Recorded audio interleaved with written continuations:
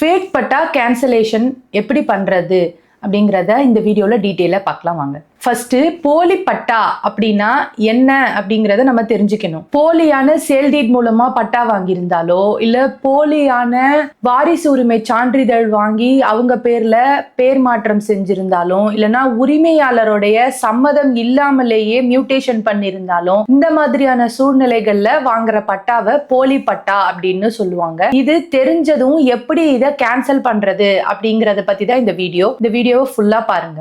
பட்டா அப்படிங்கிறது ஒரு உரிமை ஆவணமா அப்படின்னு கேட்டா கண்டிப்பா இல்ல.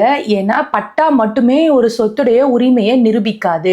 ஒரு சொத்துடைய உரிமையை நிரூபிக்கிறது எதுன்னு பாத்தீங்கன்னா registered sale deed, settlement deed, partition deed, will, அப்புறம் கோர்ட் டிகிரி, இது எல்லாம் தான் ஒரு சொத்துடைய உரிமையை நிரூபிக்கிறது. சரி, இப்போ போலி டாக்குமெண்ட்டை கேன்சல் பண்றதுக்கு எந்த ஆபீசர் கிட்ட கம்ப்ளைண்ட் பண்ணணும் அப்படின்னு கேட்டீங்கன்னா ஃபர்ஸ்ட் தாசில்தார் ஆபீஸ்ல பட்டா கேன்சலேஷன் பெட்டிஷனை தாக்கல் பண்ணணும். அதுக்கு தேவையான டாக்குமெண்ட்ஸ் என்னென்ன அப்படின்னு பாத்தீங்கன்னா சேல் டீட், பேரண்ட் டாக்குமெண்ட்ஸ், இசி, சிட்டா, அடங்கல், எஃப்எம்பி ஸ்கெட்ச், அப்புறம் இப்ப இருக்கிற பட்டா காப்பி, போலி டாக்குமெண்டோடைய காப்பீஸ் இருந்துச்சுன்னா அதுவும், இது எல்லாத்தையும் அட்டாச் பண்ணி பட்டா கேன்சலேஷன் பெட்டிஷனை நம்ம அவங்க கிட்ட தாக்கல் பண்ணலாம். தாசில்தார் நடவடிக்கை எடுக்கலன்னா அடுத்த ஸ்டெப் என்ன பண்ணணும் அப்படின்னு பாத்தீங்கன்னா ஆர்டிஓ அப்படி இல்லைன்னா டிஆர்ஓ கிட்ட நம்ம மேல்முறையீடு பண்ணலாம். தேவைப்பட்டதுன்னா டிஸ்ட்ரிக்ட் கலெக்டர் கிட்ட கூட நம்ம ரெப்ரசன்ட் பண்ணலாம். சிவில் கோர்ட்டுக்கு போகணுமா அப்படின்னு கேட்டா ஆமா போகணும். ஆனா எந்த மாதிரியான சூழ்நிலைகள்லன்னு பாத்தீங்கன்னா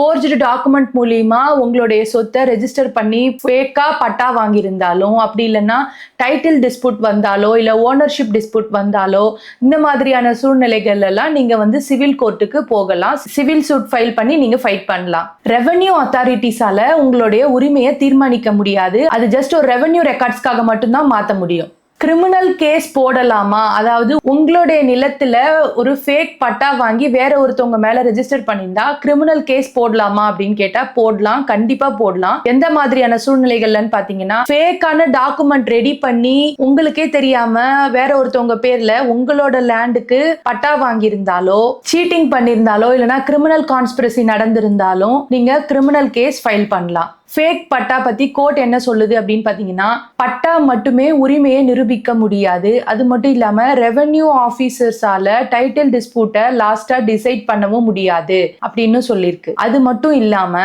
உரிமை தொடர்பான பிரச்சனை சிவில் கோர்ட்ல மட்டும்தான் முடிவு செய்யப்படும் அப்படின்னு சொல்லியிருக்கு.